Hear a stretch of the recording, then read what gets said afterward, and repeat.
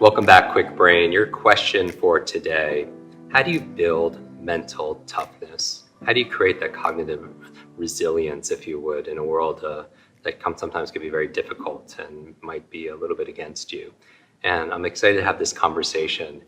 This is a new location. We haven't done this before, but we're going to have this conversation with a very special guest. And I have a little bit of like goosebumps here because this is something that I've been looking forward to. We have a UFC champion here, and she's probably one of the most recognized female fighters in the whole world, Miesha Tate. Thanks for being here. Oh, thank you. I'm so glad that we could set up on the fly. I know. We made this happen, and I thought here I was going to have to wait on this long list of people that you have to be on this podcast. But no, we made it happen today because that's what we do. Exactly. We figure it out. We have Jared behind the camera here. We're actually at an event. It's a wellness performance event around hyperbarics, and they're using it as a recovery tool. And I gave the opening keynote yesterday, and you did this morning's keynote. Right. And so we put this behind stage just to have, we're having this conversation, and we wanted to be able to share this with the community. And so I'm really excited. I followed your career, and you've recently come out of retirement. Yes. And maybe we'll put this out maybe the week that of July 17th. July 17th, very good. Yeah, the memory kicks in. So let's talk about how to, Limitless is not about being perfect. It's about advancing, and it's about progressing. Right. And, we know a big part of success, in performance is the mental game. Mm-hmm. And, did you always have a support system in place, a support team? Or were you, for me, I was labeled broken, and there was, a lot of people were kind of, going out of their way sometimes to get and bring me down. How about yourself? I think I had a good combination. I'll give my mom a lot of credit because I think it takes a strong woman to raise a strong woman. And my mother always instilled in me since I was a little girl that I could do and be whatever I wanted. If I said I wanted to be an astronaut, which I did, she's like, you will be. I mean, there was no hesitation. She's just like, if that's what you want to do, you will do it. And so I think it was ingrained in me from a very young age, but pretty much everyone else, even my dad and, my grandparents, which I was talking about today, my friends and casual friends, most of the things I did were not very supported. Is a good word, right? They were frowned upon and not even just not supported, but very misunderstood. I think people a lot of times didn't understand where I was coming from or why would I choose fighting. Think back in 2006, even men's MMA was not. It was still considered barbaric and had a lot of these negative connotations, much less women trying to fight at that time. Right. It was a spectacle. That's how people viewed it. And somebody watching now that just started maybe watching like the UFC, you see women there, but it wasn't always like that. And I remember those initial conversations in the news with Dana and in the community, people thinking, but you were one of the people that really ushered in. I mean, your specific fight actually did that, right? In my mind. There was a fight that I had, and I didn't win. I actually won. I lost my world title in that fight. So it was kind of devastating. But in hindsight, I look back at it, and there was so much more to be gained. Mm-hmm. It was what broke down the barrier for women to get into the UFC, and also enabled me to get that opportunity. Which then, of course, I became a UFC world champion, which is the pinnacle of my career, and I plan to do it again. Yes. But it was, one of those tough bumps in the road that you don't realize there's so much more that's going to come from that. And I guess if that's something that I was going to say is that it's difficult to have foresight when it comes to mental toughness. But I think that you have to believe that if you continue to put one foot in front of the other, even if that maybe let's use an analogy, you're driving on a dark road and it's the middle of the night and all your headlights can see is 10 feet in front of you, 30 feet in front of you, right?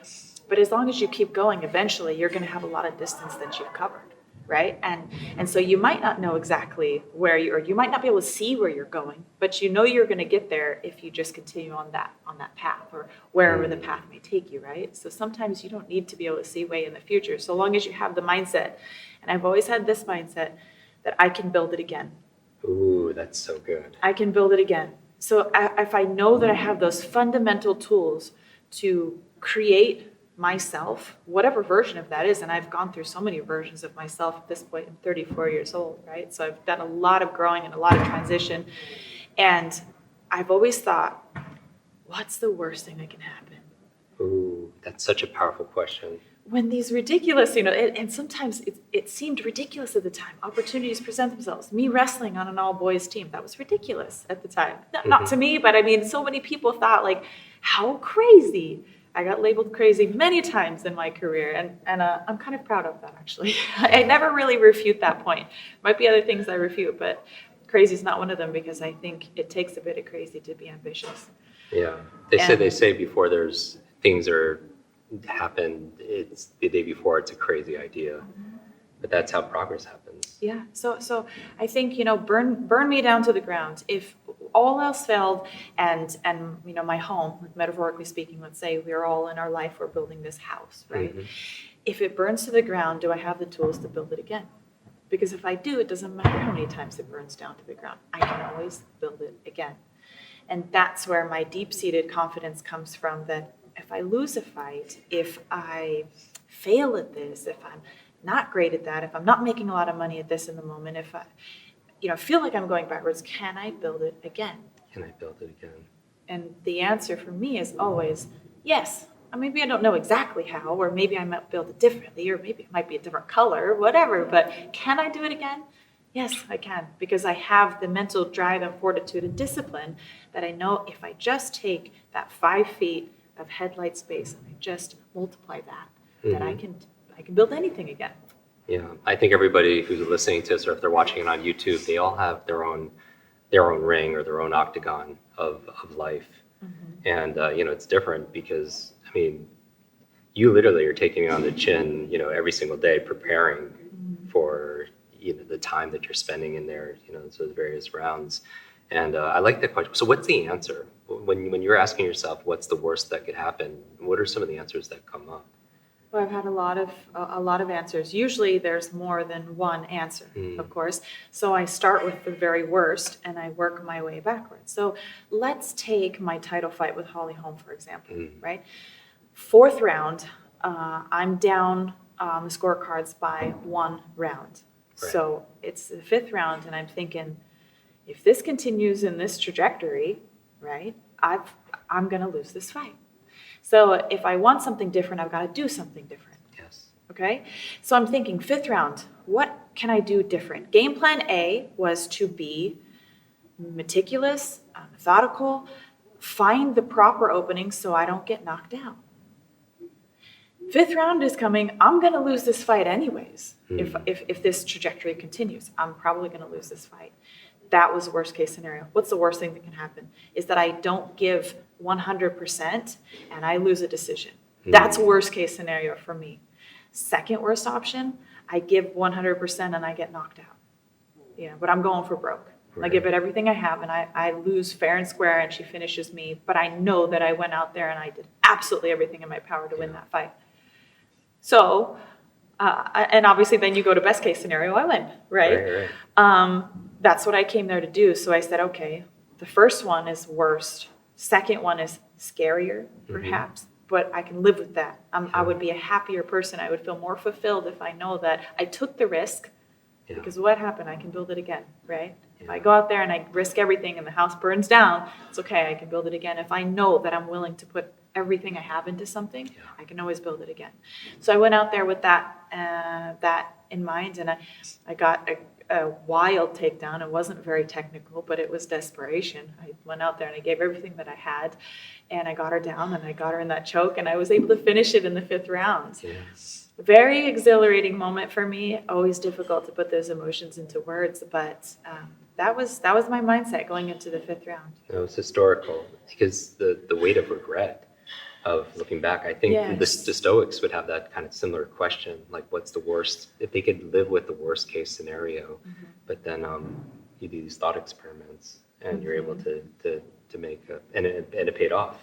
It did. In that instance, it certainly paid off. And I've had instances in my career where in that very moment, it didn't pay off in that moment. But there was always a bigger picture to be learned from that, which did pay massive dividends in the end.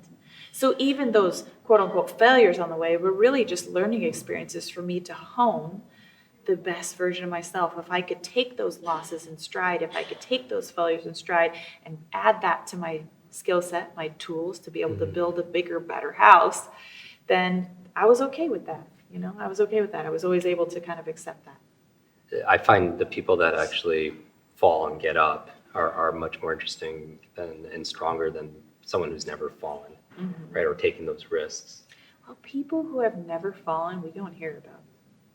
Fair. I mean, truthfully, there is no successful person in this world that hasn't fallen. And if you are somebody who really has very, very minimal failures, then you've taken probably very minimal risk, which means you're not really going anywhere in life. Yeah. And I think complacency is the death of us. Ooh, that's a powerful belief. I really do. I think complacency is where you get, you just don't feel like there's more to do in life. I think it can be linked to depression too. I think if we're just kind of just complacent and we're not pushing ourselves out there, you just don't, at least for me, I'll speak for I don't want to speak for anybody else, so I'll speak from my personal experience. If I know that I'm not giving my best in each day, I'll find myself in a darker places mentally. And then I've got to find a way to climb out of there. And I've been in those places. I've been in very difficult, dark places where I thought, I've got to do something different because this is not where I want to be. And I learn from those experiences and I grow, and just being willing to take risk. That's the biggest thing, because with risk, there becomes a greater risk of failure. But we need to stop looking at it like failure. Yeah. I think there's no such thing as failure, only failure to maybe learn something from it. It sounds like that every single time you get up, you have distinctions, you have tools, you have a commitment. I read this quote that if failure is not an option, then neither is success. So if true. failure is not an option, then neither is. So if somebody is in that dark place and they're listening to this, they feel a little stuck, and what would your advice be to that person? I know it's different for every single person, but it's hard sometimes to believe in yourself when you feel like things aren't going your way. And everybody goes through these dark times. We all do. Absolutely. Because in order to be able to, while the beauty's in the butterfly, everyone sees the highlights, but the growth is happening in that cocoon, that struggle phase. Right. Yeah. The struggle phase. So we've all been there. I think the most important piece of advice that I can give is to ask yourself questions. Sometimes we don't slow down enough to bother to learn about ourselves. And we're in a place and we're struggling and we're just trying to claw our way out of there, but we're not really looking introspectively. We're not really asking maybe why we feel that way. Why am I having this trouble? And you might not have the answer, because I'll tell you what, when I was in the darkest point of my life, when I walked away from the sport and I really was in a difficult place. I was struggling with depression. I was having a hard time. I stepped away and I began asking myself all kinds of questions. And I was fortunate enough to be able to go on a road trip for about 2 weeks. I just took my dog and I left and I went on a road trip. And I did what I would call soul searching. And I asked myself lots of very difficult questions. And at first, maybe I didn't have the answer. But I truly believe that the answer is within us. And I think that we can find it if we are willing to dedicate the time to get to know ourselves. We all assume we know ourselves. Yeah. I'll tell you what, when I was 19 years old and I discovered the sport of martial arts after wrestling, and somebody asked me, do you want to learn the striking? Absolutely not. That does not appeal to me whatsoever. I don't want to punch anybody, and I don't want to get punched in the face. Like the rear naked chokes and that stuff, that's cool. But no punching. 3 weeks later, I had my first fight. I've been addicted ever since. Yeah. I didn't know myself, right? I mean, but I took that risk, right? And I just went for it. Here's the other thing, part 2 to that, because you might get frustrated asking yourself and not having answers. So you ask yourself the questions, and then you allow yourself to gravitate to what you're drawn to. So if you have a feeling or a passion or a desire, put yourself out there a little bit. Talk to somebody. What are you interested in? What do you like to do? If that means taking a road trip, if it means going to connect with a long-lost friend or visiting family, or, it could be anything. It's limitless, right? Whatever it is that you feel like might make you feel a little bit better in that situation, run at it. Yeah. Go towards it, grab it, because that is one more step in finding what it is that makes you happy and whole. Yeah. So follow that. Even if it's just a little pinhole of light in this darkness, like run at that and grab it, because that will eventually lead to more light, to more light, and to more light, from my personal experience. Yeah. And it's interesting because we have this one life, and why aren't we running towards those things like we're on fire? And we don't have to be able to see miles down the road, Absolutely. as you mentioned, those 10 feet, just being able to take that one little step to get you. And I do believe you're right that, part of our fulfillment here is growth. Everything in nature grows or there's a decline. Everything, you need to have the curiosity to get to know yourself, and that's what you're doing, right? And it's interesting, change of place or change of people gives you a new perspective on things. Entirely. I moved to Singapore for 1.5 years, Wow. and I had a very unique experience there. And that's what people ask me, what was Singapore like? It was an experience. Mm-hmm. I'm grateful for it, and I'm very glad to be back home, and I'm much more appreciative than I've ever been to be back here.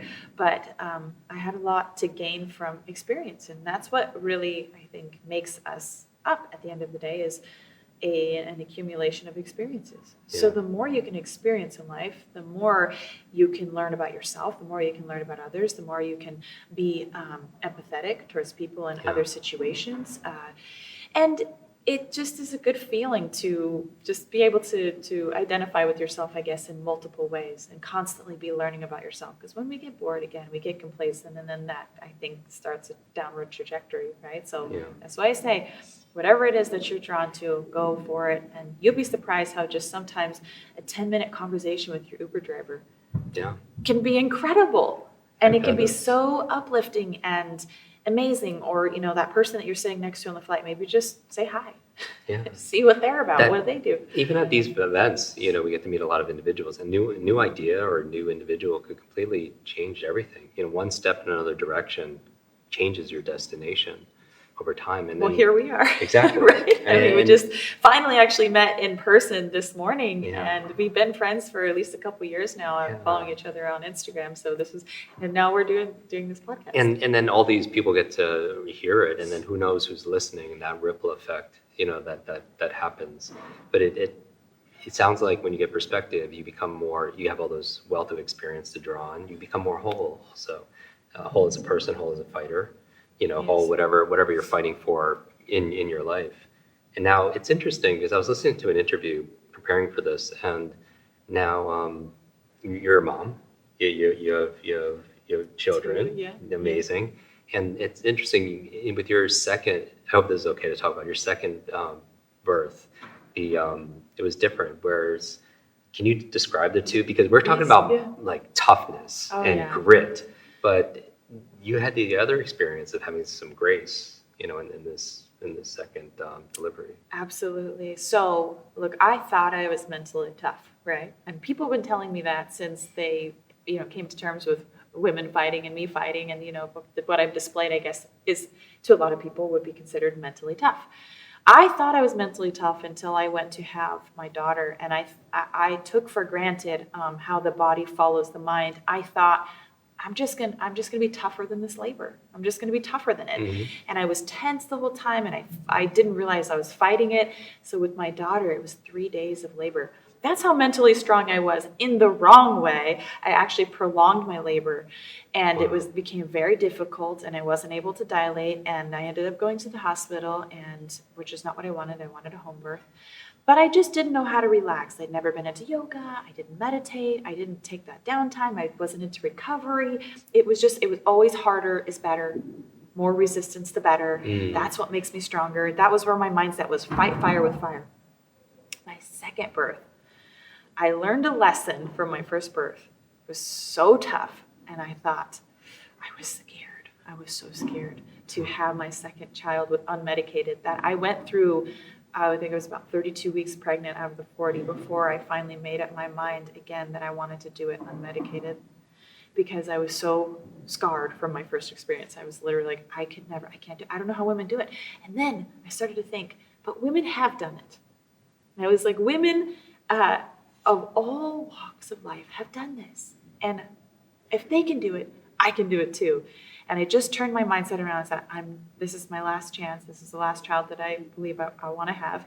And I'm going to do this. And I wanted to have the baby at the hospital, but I wanted to have an unmedicated birth. I did yoga. I did all the other preparation. I did yoga. I meditated. I did hypnobirthing. I did all this stuff to get my mind in the right place. The labor went by like that.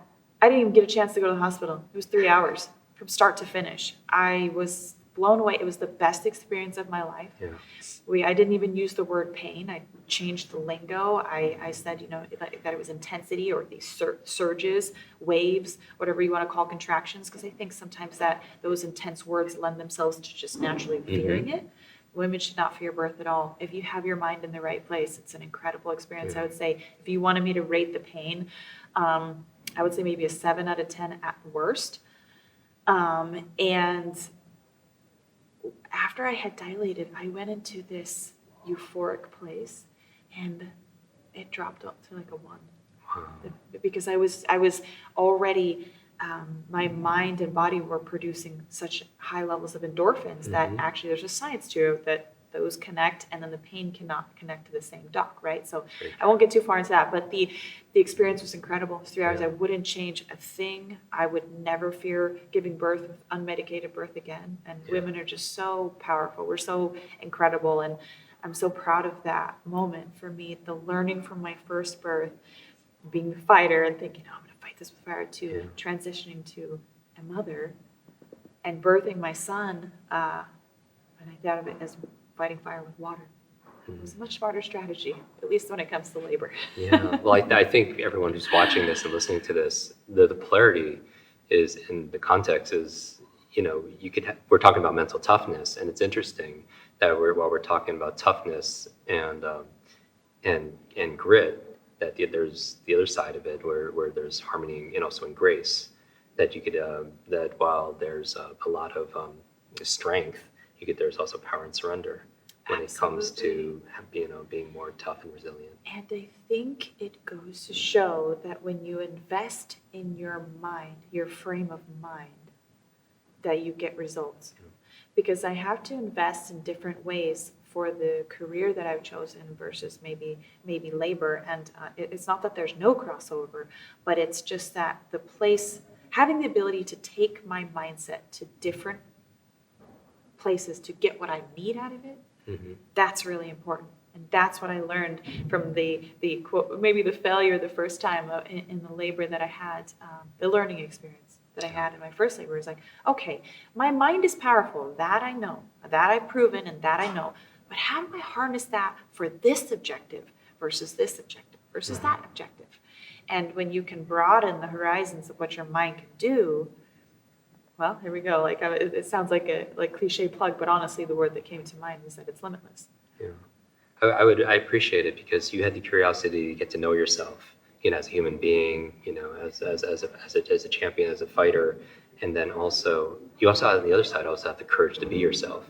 Right? A lot of people, it's they'll go inside, or everyone has a different process. They'll journal, maybe they'll take a trip and get some perspective.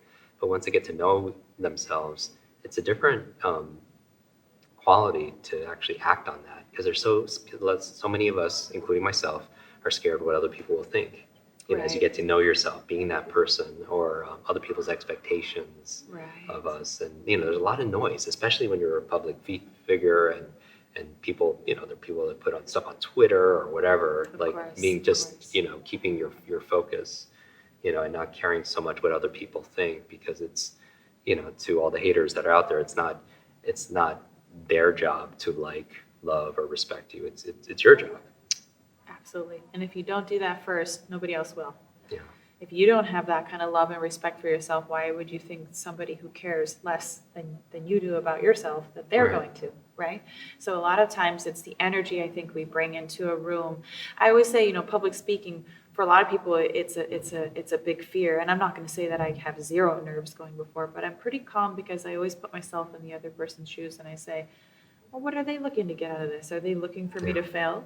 Like, no, actually, I don't think so. I don't think you showed up today saying like, oh, let's see if Miesha sucks, like, no, you just came in with an open mind to see what I had to say, right? Right. And so I always put that, whenever I'm there sitting in the audience, I'm just genuinely open-minded to hear what somebody has to say. The other thing is, if you're worried about what people have to say, social media is something we obviously have to deal with on a regular basis, and it's important, I think, to a lot of people's careers even. If you're not at a place, it's easy to say, ignore it, be stronger than it, don't let it bother you. But truthfully, that's much easier said than done.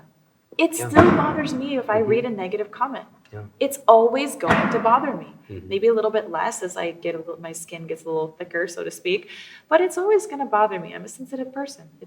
I don't like seeing negative things written about me. So if you're not in a place where you feel like you can deal with that, then don't give that any energy. Don't read the comments, and maybe you can delegate and have somebody you support go in and read and only read the positive ones to you, so that you can still have fan interaction, but maybe you can mitigate the negative stuff and it can be filtered out by somebody close to you that can help you with that. I mean, there's ways to circumvent the situation if you're like me and you're still sensitive, but I genuinely want to interact with my fans, and I don't think it will ever not hurt me to see a negative comment. I've gotten better at dealing with it because, well, it's happened so much that I'm certainly better. Now, when it comes to in-person context, when you hear people saying things like, oh, she shouldn't be doing that, women shouldn't do that, or, this is... it's not for women, whatever. I've just heard so many things. She's too buff. She's this, she's that. Things that could hurt. Those things, somehow I've always managed to channel into a better, like, I'm going to prove you wrong. I'm going to prove you wrong. Yeah. It's not that it doesn't hurt at all, but it's that I've always been able to take those situations and just turn it into, watch me. Yeah, like, underestimate me. Underestimate me. Please do. Yeah, be my guest. And there's something, I think, when it's a face-to-face connection, or you know who said it. For me, that's a little bit more personal, and therefore it's motivating. I don't take it quite so the way that I, for some reason, on social media, because it's like you don't know where it's coming from, and it just feels like people are just it's like death by 1,000 cuts. Yeah, exactly. Just like coming at you, and you don't, you can never have a conversation with that person realistically, right? So I guess there's multiple ways that I deal with it. But as a girl growing up, when I had those moments of you can't do this, or somebody imposing their limits on their limitations for me, I always just thought, why not? Why can't I?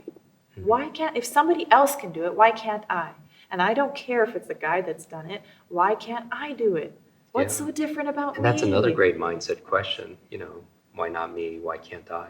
Yeah. Why not me? Like, I put my pants on the same way, I'm pretty sure, like one leg at a time, right? Like, true. I don't understand why I can't have, and who are you to say what I can like and what I don't like? Yeah.